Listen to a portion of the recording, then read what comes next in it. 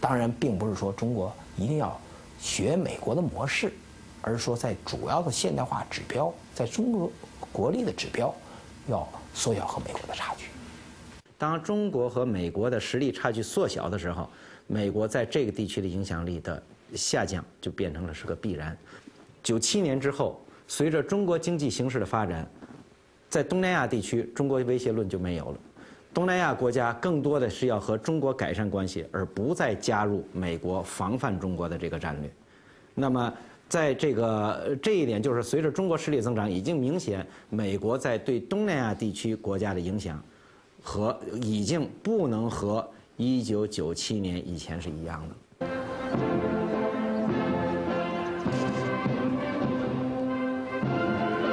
한편 중국의 국력이 성장하면서 중국의 젊은 세대들 사이에선 민족주의가 폭발하고 있다.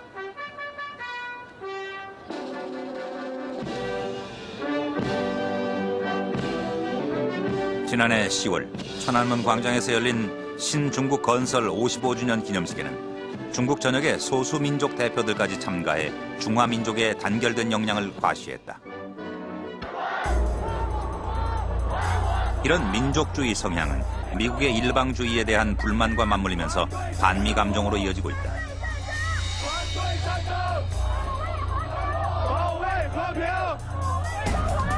특히 1999년 나토의 유고슬라비아 중국 대사관 오폭 사건은 중국인들의 반미 정서에 불을 당긴 사건이었다. 시위가 흔치 않은 중국에서 성조기가 불에 타는 장면이 목격될 정도였다.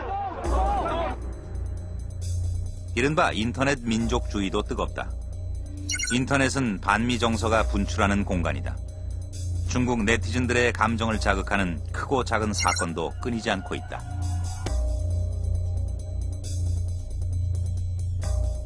1999年的那个58事件，那个美国轰炸那个中国驻南斯拉夫大使馆，以及包括那个2000年4月1号的那个中美南海撞击事件，是吧？这一系列的问题，都刺激了这个中国这个年轻人一代这个民族主义情绪的高涨。从这一系列的事情来看，美国其实作为一个霸权国家，是吧？他对中国的这种打压，是吧？这对中国的侮辱，是吧？这也是要负主要的责任的。 실제 중국의 대학생들은 미국을 어떻게 바라보고 있을까? 베이징 대학교 국제관계학과 학생들을 대상으로 간단한 설문조사를 진행해봤다. 조사 결과 대학생들은 미국의 존재를 인정하면서도 한편으로 경계하고 있음을 알 수 있다.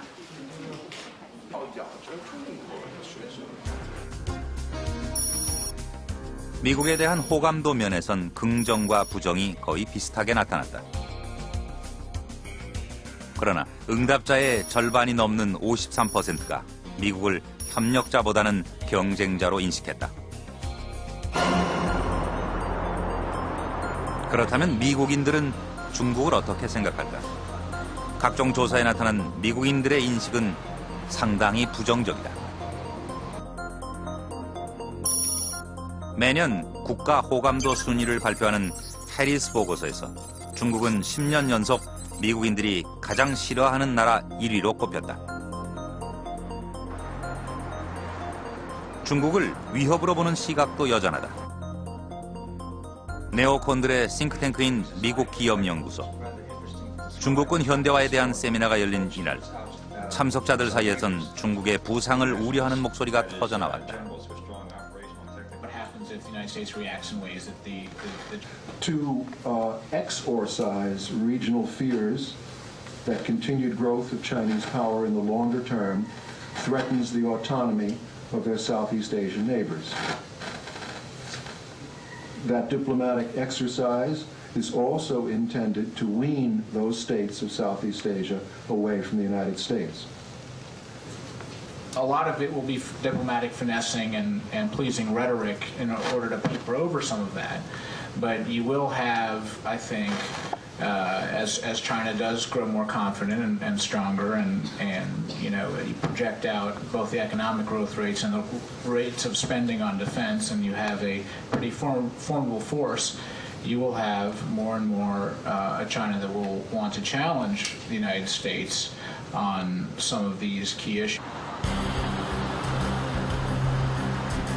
미국 의회 내에도 중국은 위협적이며 따라서 반드시 견제해야 한다는 주장이 있다.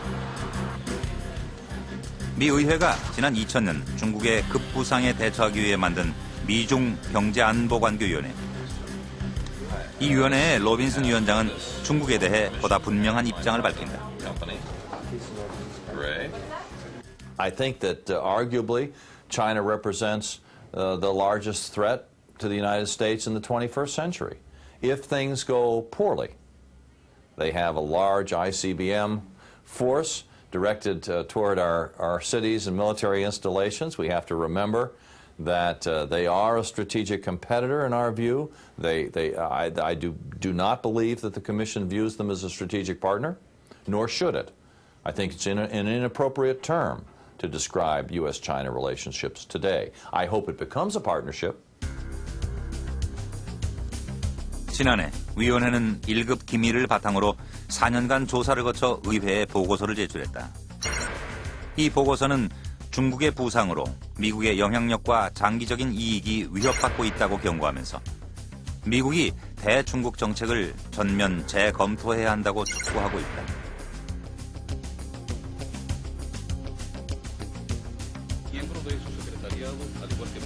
미국은 중국의 외교 행보에도 주목하고 있다.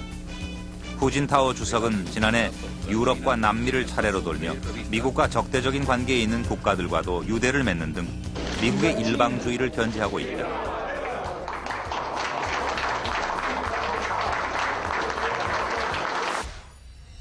They are quite aggressively pursuing their agenda. And the same is true in places like Venezuela, where they're prepared to do business with a very unsavory character in Hugo Chavez, for example. Not to mention their listening posts and intelligence intercept capability in Cuba, which is expanding rapidly, directed against the United States. These are the types of foreign involvements that we think are arguably counterproductive. 워싱턴 포스트의 최근 사설은 중국의 이런 움직임에 대한 노골적인 불만을 드러내고 있다. 미국이 불량 국가로 지목했음에도 중국이 외교 관계를 맺고 있는 이란과 수단, 북한, 그리고 독립 문제로 시끄러운 대만과 관련해 중국은 미국과 입장을 달리한다는 것이다. 如果这个台湾问题能够得到比较好的控制的话呢，中美关系的发展将会是这个比较稳定的啊，中美能够这个发展建设性的这个合作关系，但是台湾问题一旦失控，那将是对中美关系有这个重大的伤害。 Well, there's always a chance of confrontation between the U.S. and China over the Taiwan issue. That is the one issue that could lead to war, not simply political confrontation. And that is an issue that both countries are working hard to try and manage. But the Taiwan government isn't so easily managed.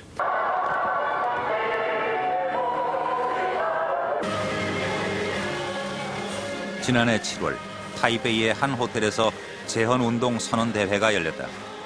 대회장은 대만 독립의 열기로 뜨거웠다. 이날